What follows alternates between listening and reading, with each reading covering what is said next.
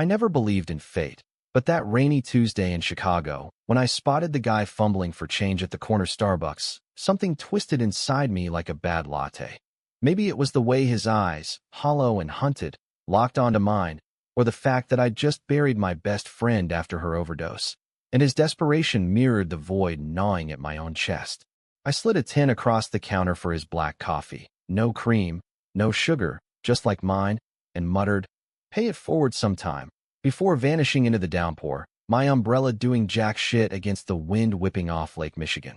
7 days later, he showed up at my door in Wicker Park, soaked to the bone, clutching a tarnished brass locket that he swore held the key to undoing the worst mistake of my life.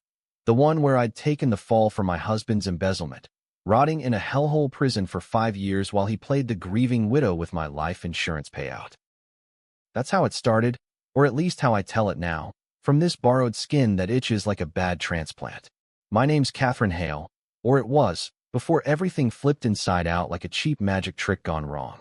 Back then, I was just Cat to my crew at the ad agency, 38, divorced twice, nursing a craft beer habit and a grudge against the world that had chewed me up and spat me out as a mid-level copywriter scraping by on freelance gigs. That coffee run. It was my one act of pointless kindness in a month of microwave dinners and rejection emails. But kindness, I've learned, is just another word for inviting the devil in for a chat. He called himself Elias Crow, though I later found out that was bullshit. Aliases were his bread and butter, the way a fox wears camouflage. When he knocked that night, thunder rumbling like God's own hangover, I almost slammed the door on his gaunt face. But there was something in his eyes, that same hollow plea from the coffee line, and curiosity's a bitch when you're alone with a bottle of Malbec. "You don't know me," he rasped, water dripping from his wool overcoat onto my welcome mat. "But that coffee? It bought you a second chance. Or maybe a curse. Depends on how you play it." I let him in because the rain was biblical, and my apartment smelled like wet dog anyway from the neighbor's leaky roof. He perched on the edge of my thrift store couch like it might bite him, twisting that locket between fingers scarred from God knows what. Fights, maybe, or the kind of lab work that doesn't show up on LinkedIn. "This," he said, popping it open to reveal a sliver of iridescent crystal no bigger than a thumbnail, "isn't just some heirloom. It's a relic. From the old families. The ones who built Chicago on blood and bootleg whiskey. It swaps souls, Cat. Bodies. Lives. You wake up in someone else's skin, and they in yours." I laughed, a sharp bark that echoed off the exposed brick walls. Because who wouldn't? Soul swapping? That was the stuff of bad sci-fi flicks, not the ramblings of a caffeine addict with a rain fever. But Elias leaned in, his breath sour with cheap bourbon, and spun a tale that hooked into the raw wound of my past like barbed wire. 5 years ago, my ex-husband, Richard Rich Hale, Wall Street wolf in sheep's clothing, had cooked the books at his hedge fund, siphoning millions from pensioners' nests to fund his coke-fueled weekends in the Hamptons. When the feds came knocking, he pinned it all on me. The quiet wife who handled the administrative side, the fall guy with no alibi, and a signature that matched too perfectly on the forged docs. I did the time. 5 years in Dwight Correctional, trading my Louboutins for orange jumpsuits, emerging a ghost with tattoos from a cell block romance that ended in a shank fight. Rich? He walked free, remarried his yoga instructor, and turned our old brownstone into a flip house for tech brothers. I'd clawed my way back to normalcy, or what passed for it. A shoebox apartment, therapy sessions I couldn't afford, and a simmering rage that kept me up nights plotting ways to burn his world down without ending up back inside. Elias claimed the locket could make that happen. "Not just revenge," he whispered, eyes gleaming like polished obsidian. "Justice. You slip into his life, expose the rot from the inside. He wakes up in yours, broken, forgotten. Poetic, ain't it?" I should have kicked him out then, called the cops on this soaking wet con man peddling fairy tales. But betrayal's a slow poison, and mine had fermented into something desperate. That night, over lukewarm pizza and his half-assed demo, holding the crystal to my palm until it hummed like a tuning fork, I felt it. A pull, deep in my gut, like the locket was tasting my sins, weighing my grudge against the scales of whatever black market magic powered it. "One catch," Elias said, snapping it shut. "It's not reversible without a blood price. And it chooses the moment. You wear it, and when the hate peaks, boom, swap." I took it because what the hell? A trinket couldn't hurt worse than the memories. He left with a nod and a warning. Don't trust the reflection tomorrow. I slept fitfully, dreaming of Rich's smug grin at our trial, his hand on the bailiff's while I was led away in cuffs. Morning came gray and unforgiving, the kind of Chicago dawn that promises nothing but slush and regret. I stumbled to the bathroom mirror, locket heavy around my neck, and that's when the world inverted. Not a scream, not a flash, just a suck, like falling through ice into a frozen lake. My reflection blurred, then sharpened into me? No. It was Rich's face staring back, salt and pepper hair slicked back, jawline softened by too many steaks at Gibson's. But the eyes, my eyes, wide and feral, betrayed the lie. I touched my cheek, felt the unfamiliar stubble, the bulk of a body that had ballooned on privilege while mine withered in a cell. What the fuck? The voice boomed out, baritone and laced with my panic. Down the hall, in what used to be my bedroom, now a guest room in his sprawling Lincoln Park manse, a muffled curse echoed. Rich, in my body, thrashing against silk sheets that weren't his. Panic hit like a freight train. I ripped off the locket, but it dangled inert, mocking me. Elias had lied, or half-lied. This wasn't temporary. It was a cage with no key. My phone buzzed, his phone. Actually, text from his trophy wife, Lila. Darling, brunch at the Purple Pig? Miss you. And from his broker. Rich, that offshore account's lighting up. Move the funds before the audit. Secrets, spilling out like confetti from a piñata I'd never known existed. The betrayal deepened, a chasm, not just the framed job, but layers. Rich hadn't just stolen my freedom. He'd buried evidence of his father's old mob ties, using me as the patsy to cover tracks that went back to Al Capone's era. And Elias? He wasn't some random drifter. He was Rich's half-brother, the discarded bastard son, nursing his own grudge, who'd orchestrated this swap to watch us both burn. I had to move fast. Rich, me now, all 5'4" of ex-con grit in a tailored Brooks Brothers suit that hung wrong, was pounding on the bedroom door, voice shrill in my old timbre. What the hell is this? Cat. You bitch, if this is some joke. I yanked it open, towering over him, and slapped a manicured hand, his hand, nails buffed to a shine, across his borrowed cheek. Shut your trap, Richie. You're in my shit show now, and I'm about to make yours a goddamn inferno. That first day was a blur of improvisation, the kind of high-wire act that separates survivors from suckers. I locked him in the panic room. Rich's paranoia had its perks, stocked with enough protein bars and scotch to last a weekend, while I rifled through his office like a fox in a henhouse. Emails, ledgers, encrypted drives, the web of deceit unfolded. He'd been laundering money for a cartel front posing as a craft brewery in Pilsen, using my confession to deflect IRS heat. The hidden secret? Our daughter, Emily, whom I'd lost custody of during my trial, had no deed like the coroner said. Rich had her doped up in a private clinic, rehab my ass, to keep her quiet about witnessing his deals as a teen.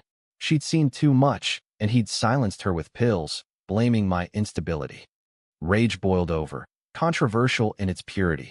Do you poison the well when the water's already toxic? I did. Logging into his accounts. Passwords were his wedding dates. The bastard. I started the leaks. Anonymous tips to the SEC, PDFs of wire transfers emailed to every beat reporter from the Tribune to Crane's. But I held back on Emily. That was personal, a blade I'd twist slow. First, I needed allies, or at least patsies. Calling Lila, I deepened my voice, played the migraine card. Babe, canceling brunch. Big merger stuff. She cooed sympathies, oblivious to the storm. Then Elias, tracked him via a burner app on Rich's phone. You son of a bitch, I growled when he picked up. This permanent. His laugh was gravel. Blood price, remember? Yours or his. But hey, sis-in-law, enjoy the power suit. He hung up, but not before dropping a crumb.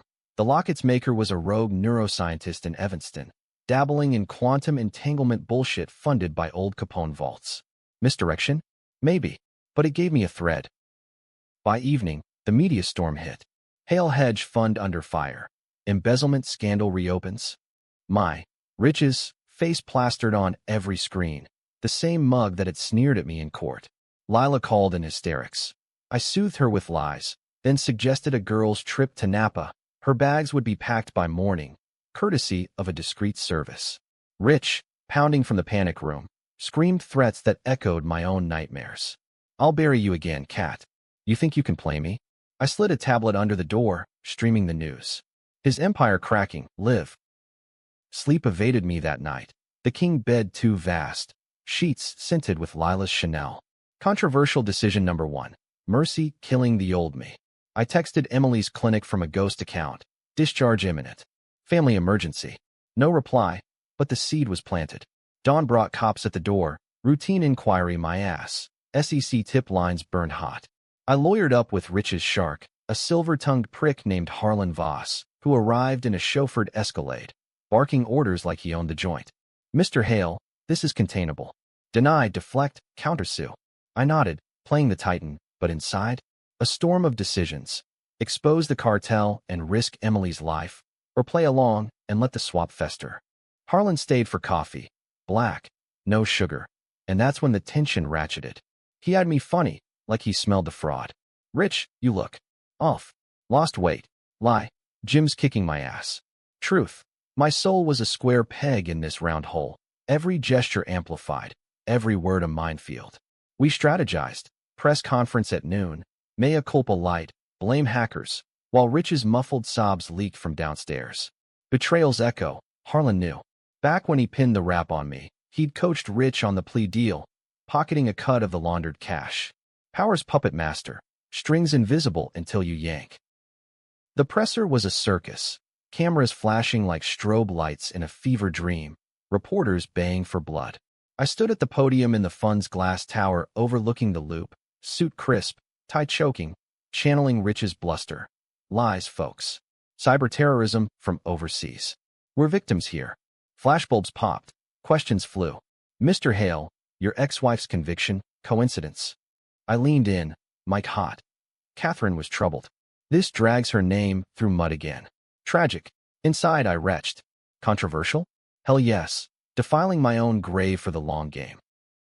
Post-conference, Harlan pulled me aside in the executive washroom, marble echoing our whispers. Rich, the cartel spooked.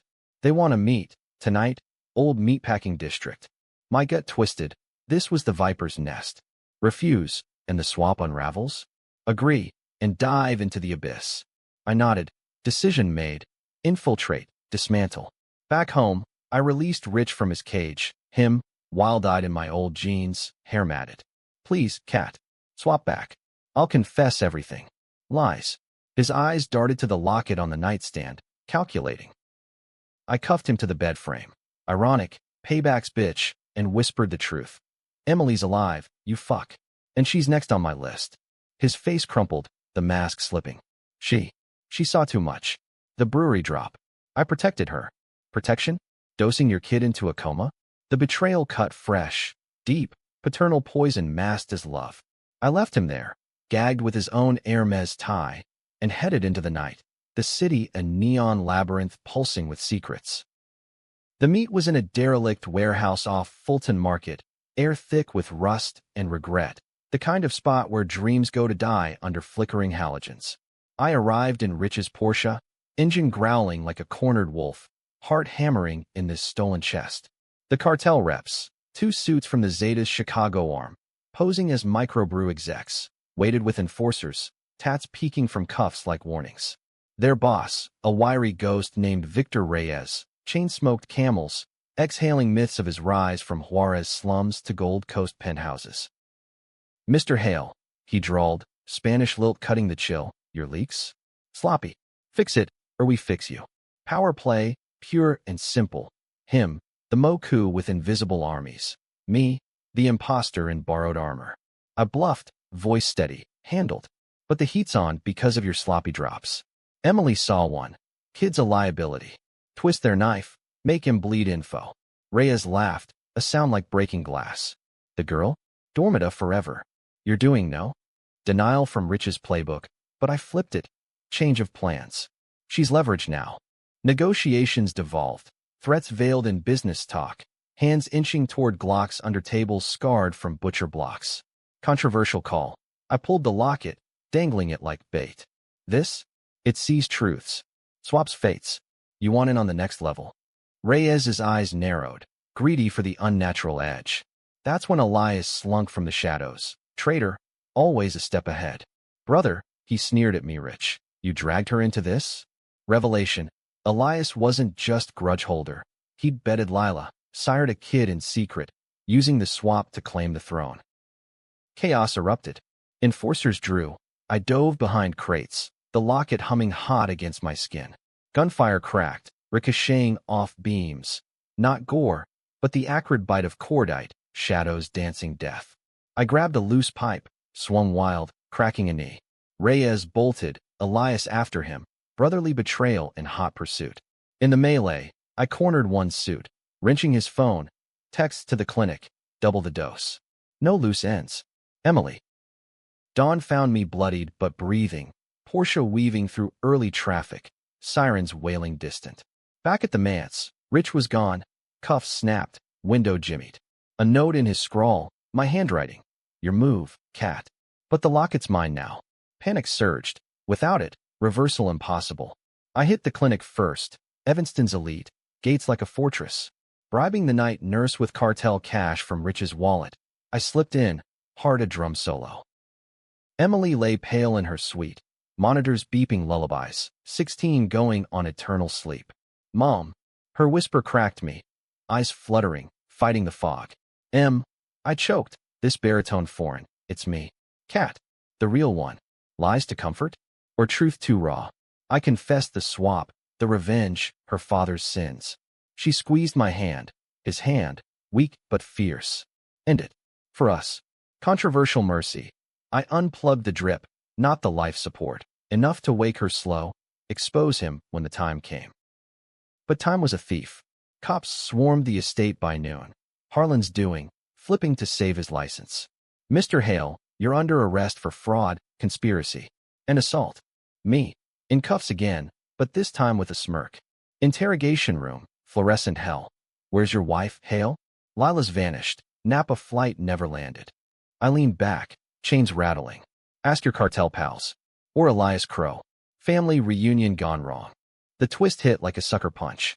Interrogator, a Fed named Kowalski, hard ass with a Bears mug, slid photos across the table. Me Rich at the warehouse, grainy CCTV. But the locket? It wasn't Capone magic. Lab analysis from a raid on the neuroscientist's lab. Nanotech hallucinogen, triggered by stress hormones, swapping perceptions, not bodies. A mindfuck drug, making victims believe the illusion while accomplices gaslit the fall. No swap. I'd been dosed that first night by Elias, injected via the pizza crust, paranoia real, but the body? Mine all along. Rich had fled days prior, tipped by Harlan, leaving decoys. The him in the panic room? A double, a junkie actor paid to play the part. Emily? Awake, but her overdose staged by me in a fugue, blackout rage after finding her journal, detailing my enabling of Rich's affairs. The betrayal reversed. I'd borne no crime for him. I'd covered for both, forging docs to protect our family from his debts, only to snap when the walls closed. Elias? Captured at O'Hare, locket, placebo, in his pocket. His secret, not brother, but my illegitimate son from a college fling, abandoned, returning to dismantle the lie of my life. The shatter? That coffee stranger was a ploy.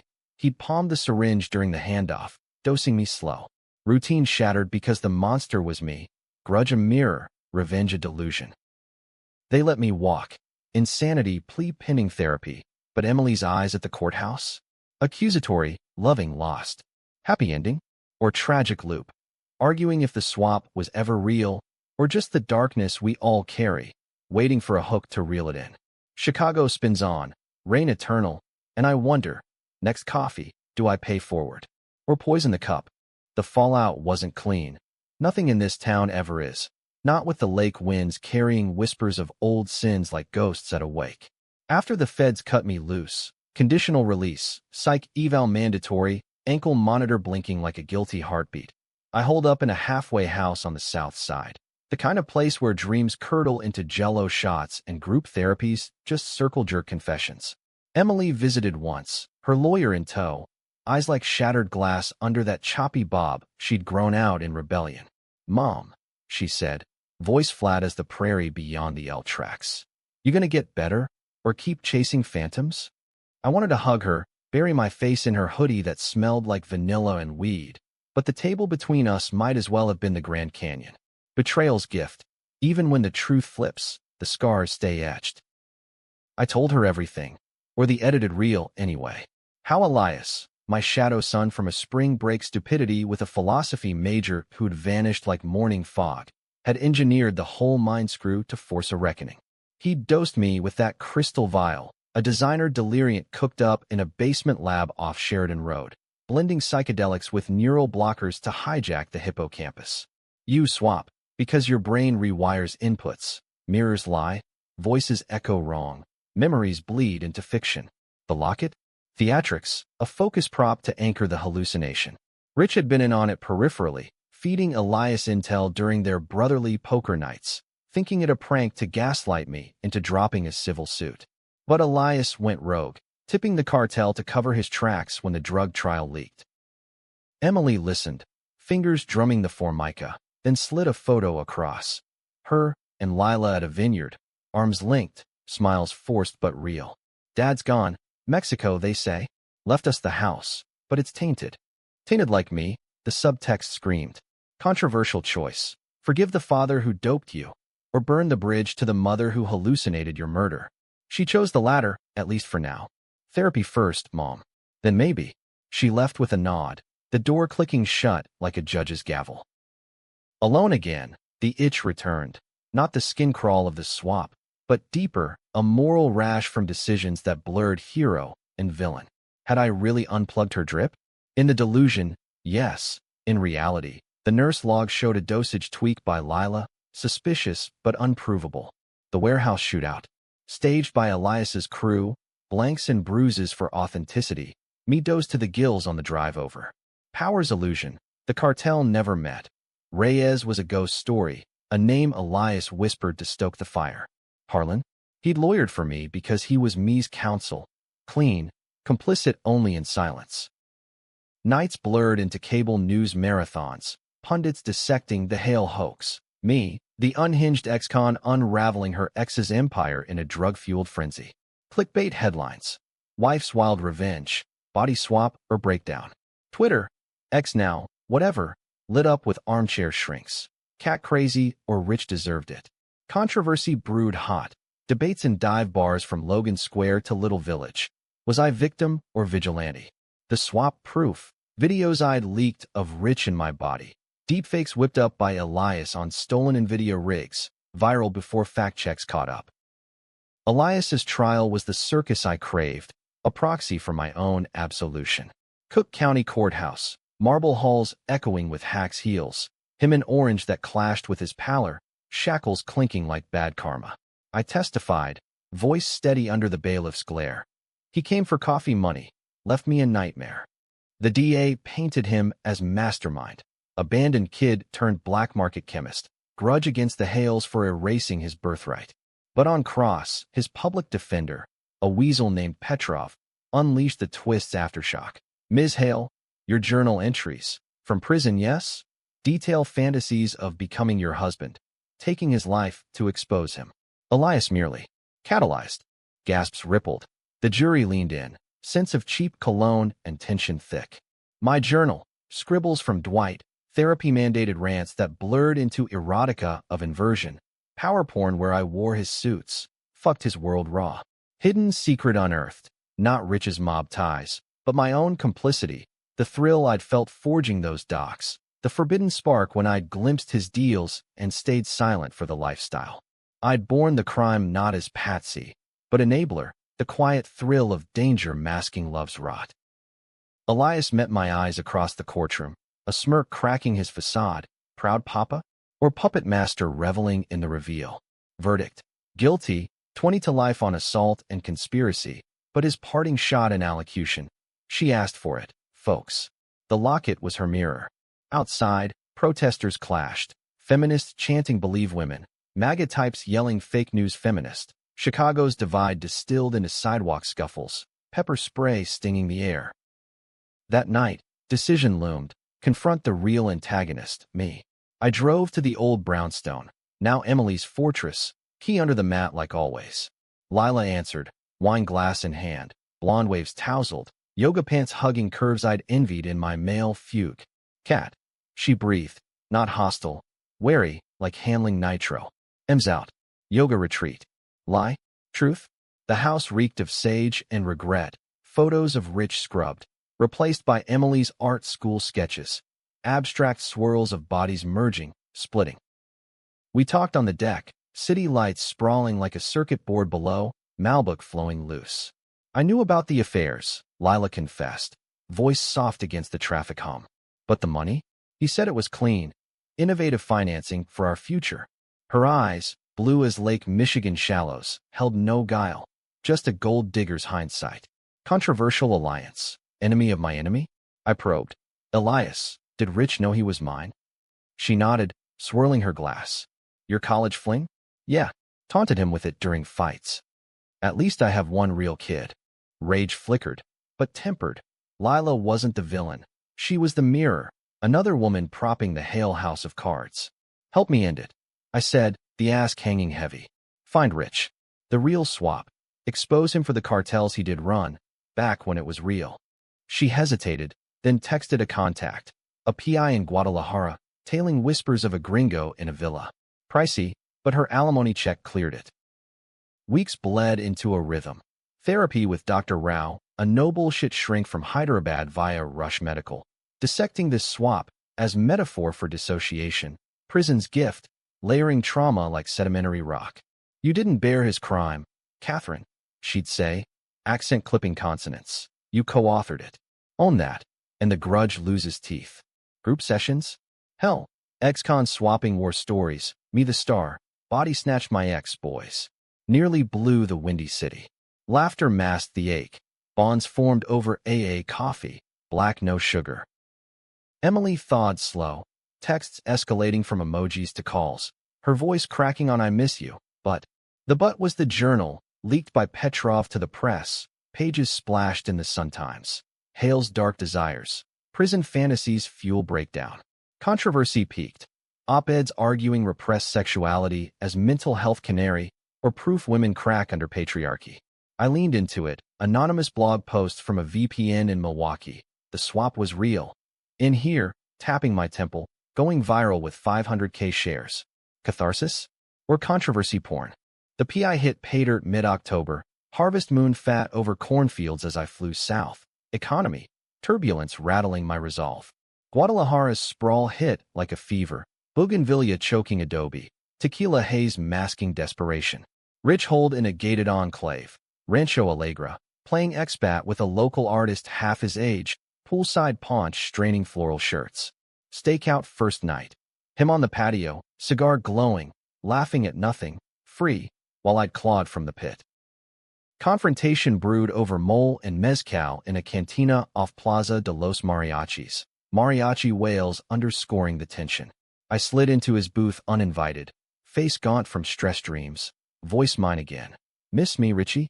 He choked on his sip, cigar ash scattering like confetti at a funeral. Cat. Jesus, how? Panic suited him, eyes darting to bodyguards, rent-a-thugs, not cartel heavies. We talked, or bartered, hours blurring under agave fire. His confession spilled. The embezzlement real, but my forgeries? Heist of opportunity, forging my sig after I vented rage in emails he'd screenshotted. You hated me, Cat. The journal proved it. Lie wrapped in half-truth. I'd seethed, yes, but never scripted the fall. The secret buried. Emily's witness, not a drop, but a plea she'd made to him, begging intervention in our marriage's implosion, which he'd twisted into leverage for his escape. Climax decision, kill him? No, too easy, too final. Instead, The Wire, PI recording every word, fed live to the U.S. Embassy, Interpol on speed dial. Come home, Rich, I purred, hand on his knee like old times. Fix Emily, or I drop the tape, and your retirement ends in a Juarez ditch. Power reversed, not swap, but surrender. He nodded, broken, the Titan toppled. Return flight, him cuffed beside me, silent as the clouds. Chicago welcomed with frost-kissed elms, Emily at the gate, hug tentative, but real. Therapy continued, charges dropped against me, pinned on Elias's ghost network. Ending? Debatable. Rich plea bargained 5 years. White collar wing. Out in 3 with good behavior. Lila got the house. Emily, emancipation and art school in Brooklyn. Me?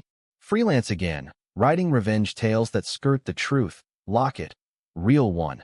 A cheap knockoff, on my nightstand as talisman. But in quiet moments, staring at the lake's black mirror, I wonder, was the swap ever illusion, or did some quantum thread linger, souls brushing in the ether? Hook a stranger's coffee today, and who knows what shatters tomorrow. Chicago doesn't forgive, it just waits. Winter clamped down hard that year, the kind of bone chill that seeps through double panes and settles in your marrow, turning Wrigleyville into a ghost town of salt-streaked sidewalks and breath-fogged scarves. I'd upgraded from the halfway house to a studio in Ukrainian village, cramped, but mine, with a hot plate for pierogies and a window overlooking a mural of Cossacks charging phantom foes. Routine rebuilt brick by brick. Dawn runs along the Chicago River. Therapy Tuesdays. Emily's FaceTimes laced with sarcasm and tentative trust. Mom, your new book's blowing up. Swapped Souls, a memoir of madness? Edgy, but maybe toned down the cartel orgies. Her laugh, pixelated but pure, was the hook that kept me from the ledge. The book deal came unsolicited, some editor at Grey Wolf sniffing blood in the water, offering a modest advance for my raw, unflinching take on the Hale saga. I wrote it straight. No chaser. The coffee stranger as catalyst, the Locket's hum as harbinger, the swap as descent into a personal abyss where betrayal wasn't just riches. It was the American dream's rotten core, where ladder climbers like us forged signatures on our own souls to keep the facade. Critics ate it up. Kirkus called it a taut psychological thriller masquerading as confession, while The Atlantic pondered, Hale's hallucination indicts us all. How far would you go for payback in a body politic that devours its own? Controversy simmered, panels at the Lit Fest drawing crowds that spilled into the aisles, me in a thrift cashmere sweater, fielding barbs from panelists, a feminist academic decrying my internalized misogyny, in the journal excerpts, a conservative podcaster hailing the woke witch hunt on Rich. Catherine, he'd boom, Mike hot. You weaponized victimhood, admit it. I'd sip my water, smile sharp.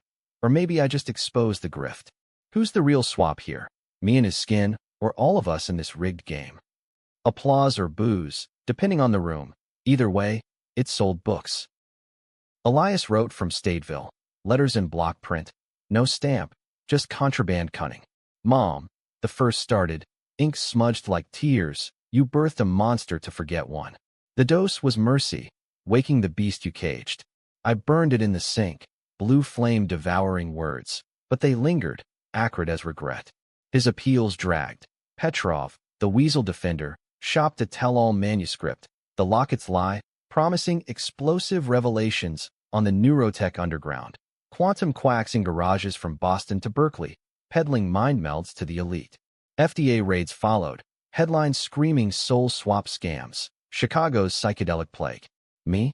Subpoenaed as key witness, testifying in a hearing room that smelled of stale donuts and power.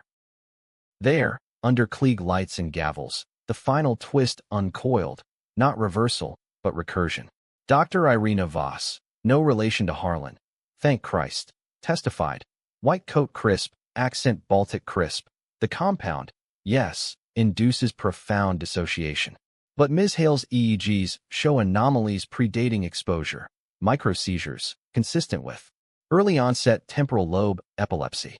The room hushed, flashbulbs popped like synapses firing. Epilepsy? The blackouts I'd chalked to stress, the memories of forging docs that felt too vivid, hallmarks of unsinate fits, where real and imagined braid like lovers.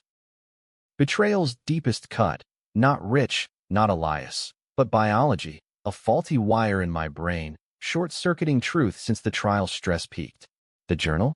Epileptic confabulation, fantasies bleeding into fact. Emily's overdose.